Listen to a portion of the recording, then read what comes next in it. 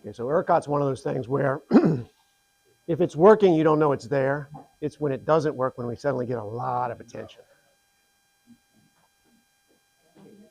And since the winter storm Uri, we are very cautious about ERCOT. I didn't even know the name winter storm. That's how Texas I am. Yeah, the last one, the one that just went through was Fern. So yeah. Yeah, they started doing it so that it's like having it like hurricanes. They'd rather make it more interesting, so they gave them names. Okay, who am I and why should you listen to me?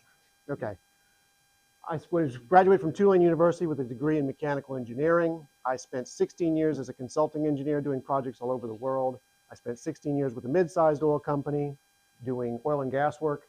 I left and now I do consulting to the oil and gas industry, but I'm also working on long duration energy storage, and I watch ERCOT like a hawk. So the big question is, how much are you paying? Okay, so there's a lot of numbers on here. The key thing to understand is last year, this is wholesale. This is what CenterPoint and NRG pay from the electricity providers. This is not what you pay, okay? Wholesale was $33.28 per megawatt per 1,000 kilowatt hours. That is a 23% increase over the 2024 prices. But if you look, there's some red up there in 2022, and of course, Winter Storm Uri in 2021 February, $1,560 average for the month. So that's what we're dealing with. Now, the question is, why did the price go up? And it's not ERCOT's fault. I'll key you off on that. So the top line is consumer demand. That's from January to December. You can see how it changes. We get these winter storms, these freezes. Those are those spikes that you can see on the front in January and February. And then you've got the summer where we build to this massive peak of energy usage, and then it falls off into December. The colored lines here on the bottom are where does that energy come from. The purple is natural gas, the yellow is solar, the red is nuclear, and the green is wind. Wind is very variable. It changes because the winds aren't blowing all the time at the same consistency. Solar also changes a lot depending on how cloudy it is. Nuclear, once they got the nuclear power plants up and running, those little dips you see are when they take a nuclear power plant offline for maintenance. They run 24/7, period. And then the purple line, the natural gas, is squiggly because it's filling in what's needed. So whatever wind doesn't pick up, natural gas jumps into. Now the fuel mix has changed over the years.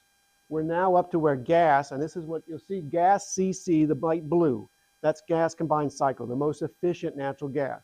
It is 33% of our electricity. But if you look, the green and the yellow were nothing 20 years ago. We're now getting 37% of our electricity from wind and solar. Throw in nuclear's 8%, and you almost have half our electricity coming from non-hydrocarbon sources. Coal used to be the big supplier in ERCOT. It has now dropped down to 13%. This is a month-by-month look of how the energy usages have changed over the last 15 years. And what you can see is energy demand was kind of going up a little bit, and now it's gone really up. This is the growth of data centers. This is all the people moving to Texas. So our demand is increasing. Natural gas has increased to meet that, but the big change has been the renewables, wind and solar. They've really grown. If we didn't have all that growth in wind and solar, that natural gas line would really have to take up, and you would be paying $10, $15 per million BTU for natural gas. We are in a tight natural gas market, and I'll show you why in a moment. And then the red line is nuclear. It just keeps trucking along. Okay, natural gas drives energy prices more than anything else. If you can see the numbers, last year, the average for natural gas was $2.19 per million BTUs. That's pretty good. That was 2024. Last year, it was $3.53. So you had a 60% increase in the price of natural gas, and you saw a 23% increase in your electricity prices. So you did pretty good. And that's what ERCOT's going through. Natural gas will drive our electricity prices from now for at least next 5 years. Now, there is something else I call volatility. So because I look at the electricity prices, I want to know when the electricity prices are changing, but not due to natural gas. So I take the price of natural gas and I subtract it from electricity, and I calculate something called volatility. This is the volatility. And as you can see, Uri was very volatile, February 2021. But 2023 was very volatile. But if we take Uri out of the mix, this is the change. So 2023 was very volatile. We had high electricity prices that did not tie to natural gas. Why was that? What was happening in 2023? And why didn't it happen in 2025? So this is 2023, August in ERCOT. The black line is consumer demand. The golden line up at the top is if you take consumer demand and you take away wind and solar and nuclear, what are you left with? What's the hydrocarbon piece? And that's what it is. And you can see it's got some spikes to it. Those spikes have to be filled in by what are called peaker natural gas power plants. Peaker power plants are not as efficient as the combined cycle. They are kind of your emergency. They sit around for most of the year, and when you need them, they turn on and they make electricity. And they use more natural gas to do it. They're less efficient. So as a result, that electricity is more expensive. And as a result, those little thin black lines you're seeing, those are price spikes. And one of them right there gets up to over $500 per megawatt hour. So that's what got us in 2023.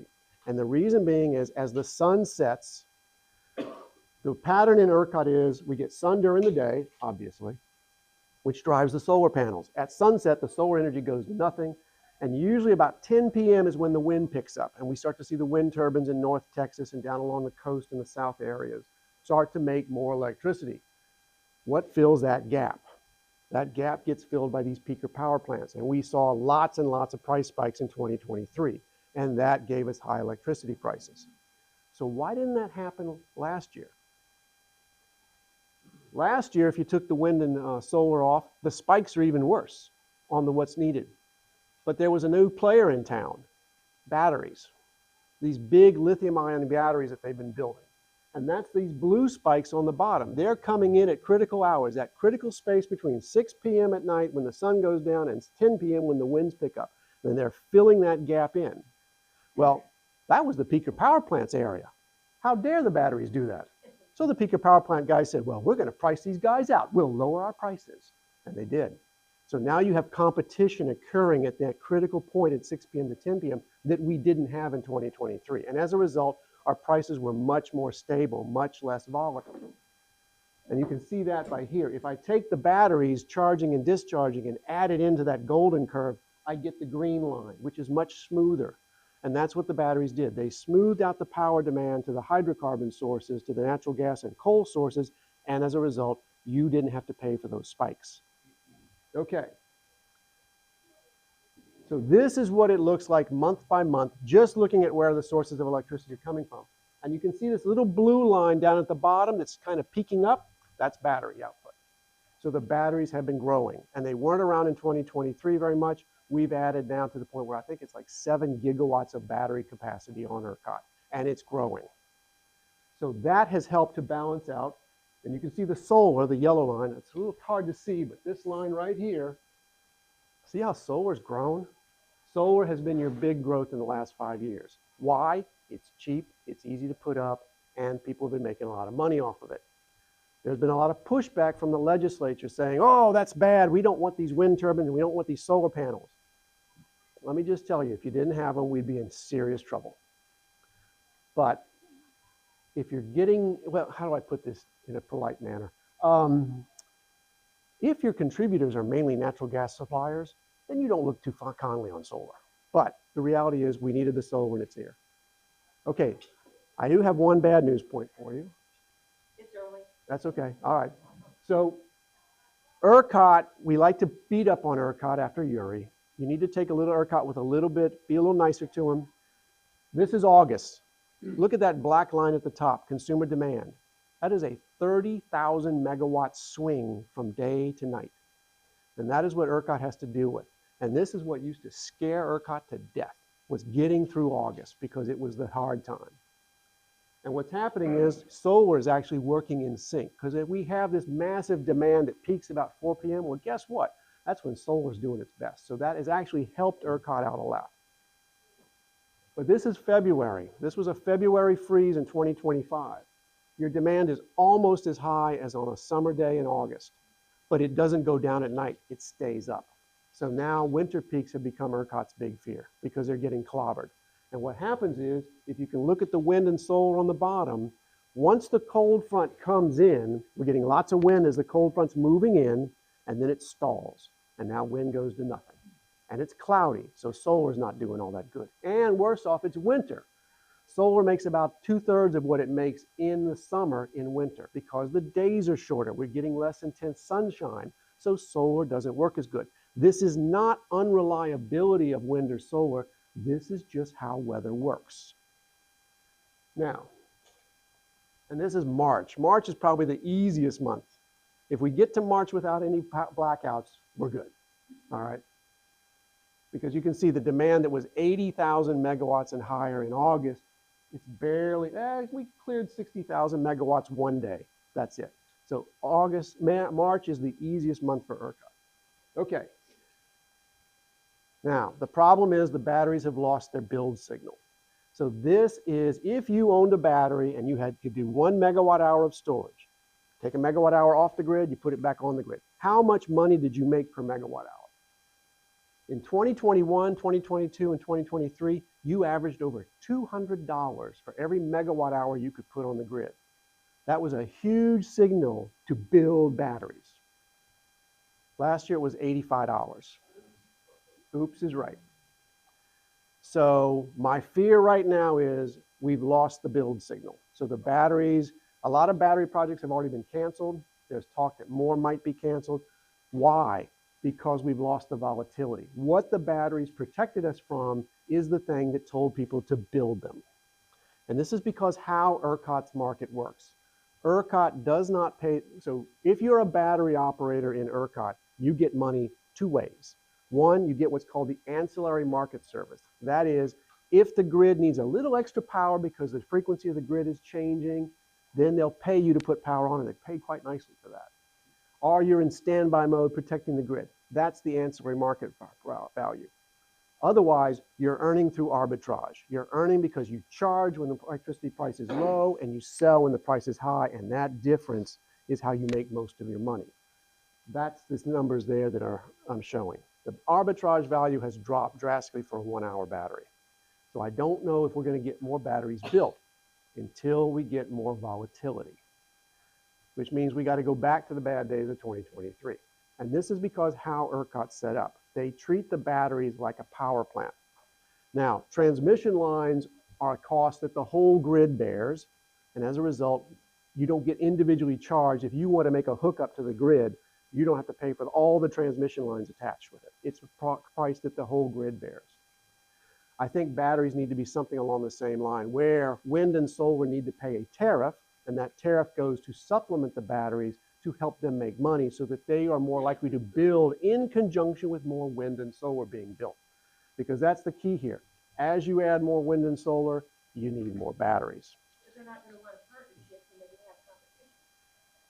Actually, sometimes people are partnering up. A lot of solar facilities are now adding batteries because here's the reason why. You're a solar guy.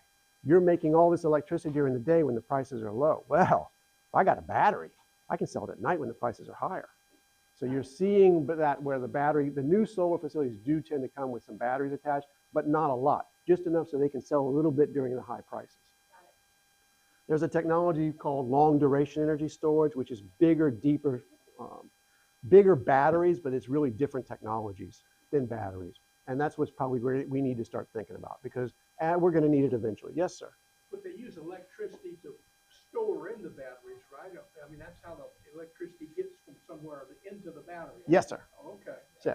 So what you have is you have all this excess solar during the day, and now the batteries tend to charge during the day. They take the excess solar and they charge with that, and then at night they come out and they put it back on the grid. Now it's not 100% round trip. There's an efficiency factor. Right now, most of the ERCOT batteries are about at 84, 85% efficient. So when a battery is new, it's 93% efficient. As it ages, that efficiency goes, just like your cell phone. It's the same technology as in your cell phone. So as you see your battery in your phone getting weaker, the batteries on the grid are getting weaker too. So you do have to work to maintain it.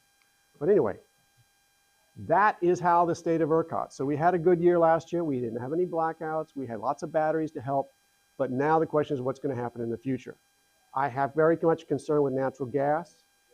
Natural gas in January averaged over $7 per million BTUs. And that's mainly because people were panic trading and a lot of that, but it shows that our natural gas market is getting tighter. We're building more liquefied natural gas export facilities. We're building more natural gas power plants to go with the data centers, and the market's just getting tighter. So I don't see natural gas prices going down. I see them going up. And at some point, we're going to start looking probably at building more energy storage to make them work better. Oh, I forgot I had that on the next slide. So what does the future hold? As I said, higher natural gas prices. More solar electricity. Solar panels are cheap. It's the easiest, cheapest way to add grid capacity at the moment. So look for that to keep going. They just announced a 370 megawatt facility out in West Texas. So yeah, it's going to happen. And that implies higher volatility and higher prices unless we can get more batteries built.